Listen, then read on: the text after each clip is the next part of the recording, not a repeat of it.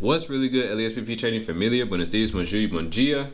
Thank you all for tuning in. I really appreciate it. Today, for the second time, I believe, we are looking at a video to analyze a trade. All right, we're going to be analyzing Doyle Exchange's trade on NAS100. I believe it was on the 14th. Excuse me. And it should be short, sweet, quick. He's using supply and demand, so it's really easy. I've never used supply and demand before, but I mean, the way that he's using it right now makes me want to test it. But anyways, all right, so just before we get into the video, like always, when I do the analysis videos, I always like to say it because I know there's trolls and people who like to flip stuff. I never do these videos to say that I'm better than them, or they're better than me, or their strategy sucks, or my strategy sucks, or it's better, or whatever. I'm literally doing this to learn. All right, I'm doing this to learn, study. I want to become better. In most cases anyways, these people are making 2 to 3 times as much money as I've ever made trading. And a lot of the times, literally, they're better than me. So that's why I do it. All right. So if you have any questions, please let me know. I analyze the videos, I go over them, and then in most cases, I do go back and test some of the strategies. Because if I like it, I want to be able to fit some of that into my own strategy for confluences and stuff like that. All right. I don't fully take away everything that they have in their strategy and use that completely. I have my own particular strategy, but I do like to, if it works, it works, All right. So anyways, let's get into the video. No, I don't have a great cutscene. So here we have Doyle Exchange, like I like to do. Here is his, here's his channel. Here's his channel's name. All right, and the title of today's video, or the title of the video that we're analyzing, is Live Trading NAS100 $2,070 in 20 minutes Forex. All right, so that's the video we're looking at. My man's has a plethora of different resources here for you. So he's got books, he's got his Instagram page where he shows some of his trades and stuff like that. You can book a one-on-one session with him. He also uses Hanko Trade, and I think he has like one of those like links that you can use basically if you want to sign up under him. He's also got a course, and he's got a private chat room, I think through, it's not Telegram, what is the name of that? It's like a Discord, I believe. So anyways, I could be totally wrong, but if you want it, check it out. Make sure you subscribe, like his videos, stuff like that. And as always, if you're going to please, if you're watching my video, please go back and watch his video so you can get the full analysis and you can get the full effect of what he's talking about. Because remember, I'm just summarizing. I don't want my video to be 30 minutes long, so I'm just summarizing everything that they go over. All right, so in this case, right off the bat, literally we have, he's using supply and demand. He's looking for a, and I think he was just biased on the downward side. I hope I use that word right. I think he was looking for a downward trending market this day. I don't know why he was looking for a downtrend, honestly. In this case, now it was going down, it was starting to go down, but he didn't exactly explain, and maybe I just missed it, but he didn't exactly explain why he was just solely looking for a downtrend in this particular area.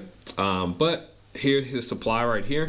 He has supply right there, and basically what he's waiting on is a touch in that supply area and then a rejection for the candle to break. Okay, now really easily here at 140, excuse me, here at 140, he's actually got the candle in that particular area to reject, and as you can see, he's setting himself up for the trade. He's getting ready to set himself up. Sorry, my lip is peeling. It's damn, I'm telling you, it's cold air, it's ridiculous. He's setting the trade up, and that is his chat. So I think, like I said, it is Discord. All right, now as he's waiting for this, he's telling his people to make sure that they are getting ready for the trade. And then one thing that I did forget is right down here, he's got a good kind of set of rules here. Use proper risk management, wait for candles to break, 1-to-1 risk to reward, leave the runner, stop loss all depends on the trader. If setup becomes invalid, move on.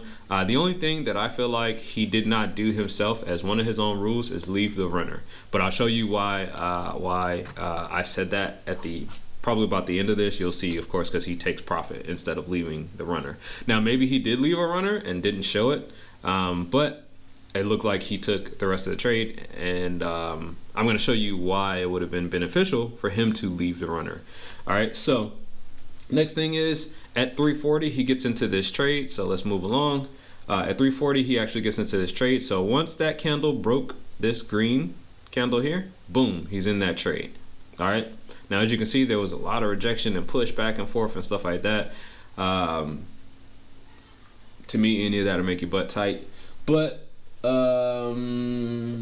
lastly is him getting out the trade. So as I said, his strategy was not difficult. It was not hard. It was literally very straightforward. It was supply, demand, in this case.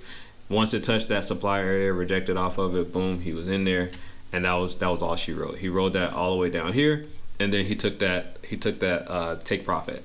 Now, remember I said he took that take profit, and let's actually look at his trade. So this was his trade right here, and it's moving really slow, so let me do that right there. All right, so this was his trade right here, and as you can see, it did come back up for a very strong rejection around 945-ish, but right after that, man, had he given it enough space, or maybe just could have just re-entered. I don't know if he re-entered, but he could have re-entered, to be honest, an hour later. I don't know if he looked at it or if he stayed with it, stuck with it, but he literally could have re-entered like an hour later. For me, my trade would have started way back here, because I get up at 2 o'clock in the morning. We are both East Coast, as you probably saw in his video. Oh no, you can't see it in his video, but he is East Coast. UTC minus 5, I think it is. Yeah, UTC minus 5. So he is East Coast. He used New York Standard Time, basically. And for me though, I like to trade London session. He trades the New York session. So I would have had to start earlier on in the morning. So I'm sorry for the scrolling. I apologize. Hopefully it's not too much on somebody's eyes. All right. So for me, the start would have been here. All right. So this is our first candlestick that we could have bought on. Remember, my strategy is really easy. We're on the 1 minute chart. We're looking for an MA cross alert. We're looking for the price to cross completely over or under the 500 and the 200 EMA. And that's it. Literally, that's it. So first opportunity to trade at 2 o'clock in the morning would have been right here. All right. Actually, to be honest, our first opportunity would have been right here, because that's a sell candle under the 200 and under the 500 EMA. And we would have lost that first initial trade. I just realized that, but it's okay. It's okay. It happens. All right. So our second opportunity would have been right here on this buy. We could have bought that.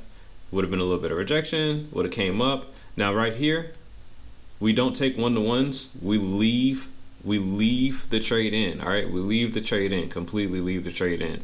So this would have been a break-even trade, because once it hits TP, we move stop loss to break even, and if it comes back to it and touches it, then hey, that's it, and that's totally fine. It happens. Second opportunity would have been right here. Remember, we're using Heikin-Ashi candlesticks. The last thing we received was a buy, so we as long as it's over 200, 500, we're attempting to buy. We're going to continue to buy. Now the next thing we have is a nice sell off here. We have sell candles, and then we get an alert. All right, which means we could have jumped into the trade right at the close of this sell candle. Okay, right at the sell candle. Now from there, as you can see, 8.6 was a stop loss, 8.6 was a take profit. Once it hit take profit, it never came back to the break even point. All right, it never came back to the break even point, which means we could have held out on this trade at least for about 130 pips. Okay, the reason why I look at 130 pips as the initial maybe of maybe where I would have stopped at is because it does come down and hit that point 2-3 times. Okay. Now, what I like to do is I like to move it down bit by bit. So my initial movement would have been probably right here, because it's the first sign of huge kind of rejections before it pushed back down again. So there's two scenarios there. There's one, either me getting impatient and taking it right at this area, and that could have been like a support resistance zone. or me being patient and leaving it right here at a 1 to 7 and just letting it do its thing. Now, if I would have taken this, of course, we could let that ride out. I would have met where Doyle actually entered and then also taken his profit as well. And that would have been all she wrote. And we could have probably also had like 200 to 300 pips. 200, I don't know how far it went down. Oh, great. Wow, that's crazy. Yeah, 200, anywhere between 200 and 300 pips. So it just kind of depends on where we would have taken that. Okay. Now, if we got impatient and we took this, that, like I said, it would have been about 130 pips, which still isn't bad. All right. So either way, great trade. He had a great trade as well. There was very, a little bit of pullback and stuff like that. I don't know if he was up here though. If this was his trade, then he wouldn't have had to worry about this pullback. I don't know the exact time he entered the trade, so that kind of sucks, because if I knew the exact time he entered the trade, 10:02 he was getting out. I don't know. So it probably was over here. It probably was this area when he was getting to the trade. So if it was this area instead where he got into the trade, man, he definitely could have held on to that. And once it hit this, it never hit, well, for me, it would have never hit break even, so that means I would have held on to that. Okay, good trades either way. Anyways, thank you for watching. I appreciate you all as usual. If you have any questions about the analysis or about my trading strategy,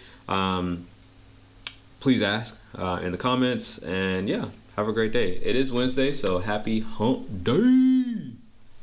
Appreciate y'all. Thank you. Peace.